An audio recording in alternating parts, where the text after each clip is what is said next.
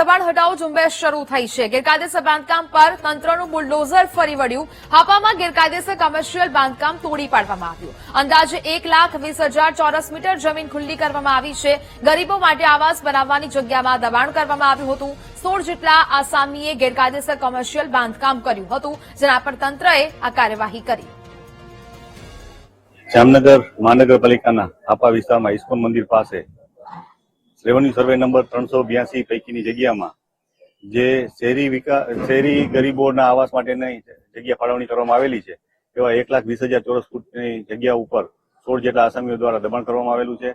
એ દબાણને હટાવવાની કામગીરી આજ સવારથી ચાલુ કરવામાં આવેલી છે, જેમાં આશરે 8 જેટલા જેસીબી,